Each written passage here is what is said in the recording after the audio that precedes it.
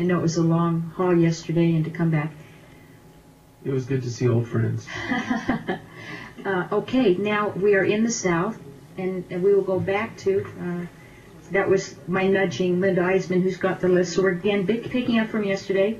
So Mark Smith, Mike Randolph, and Richard, it looks like Ziskind.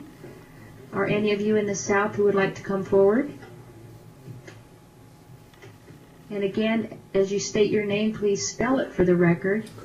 And then any affiliation, if you would include that, and then proceed. This is Richard Ziskind, Z-I-S-K-I-N-D. Thank you for the opportunity to speak. I am a past president and board member of the Canyon Gate Master Association, which is an association of 508 homes in southwest Las Vegas. I've also been a resident for 12 years. I'm going to speak as a homeowner today, but with the first-hand knowledge of the board of director processes and budgets, and I'm not representing any special interests in doing so. Overall, I believe that the bill 174, the revisions are necessary and appropriate and serve as a good basis for developing the final revisions. I'm going to direct my remarks to Section 15, which is the ability of the Homeowners Association to collect incurred costs associated with foreclosures primarily. The foreclosures now are a significant factor in our community as they've never been before. We have about $400,000 in outstanding uncollected assessments and the associated costs to collect, the violations, etc.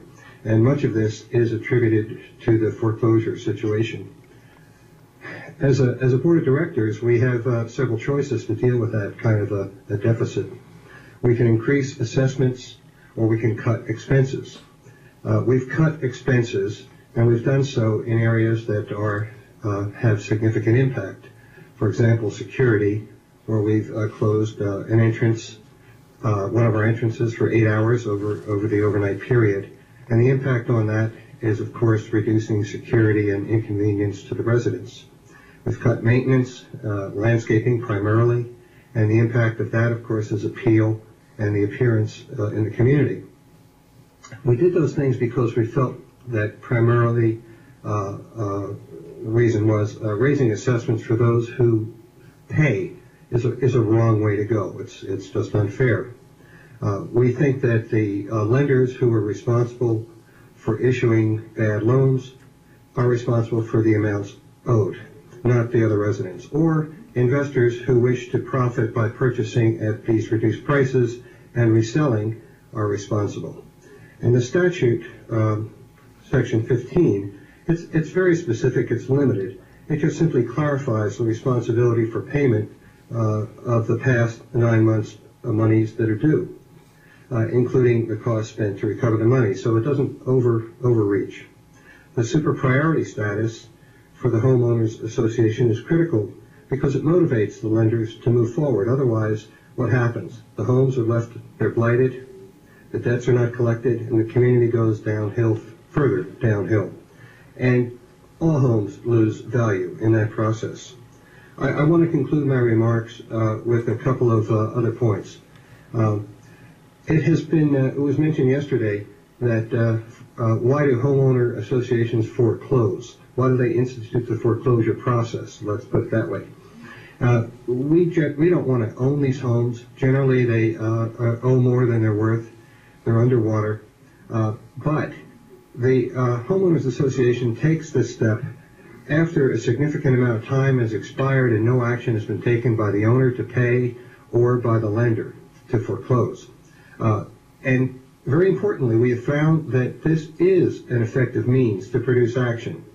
The banks are very slow to foreclose, and they have their own reasons for doing so.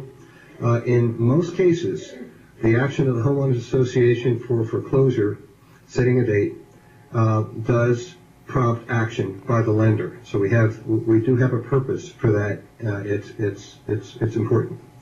And finally, just for food for thought, when we cut things like security, we're cutting off the employment of some number of security personnel.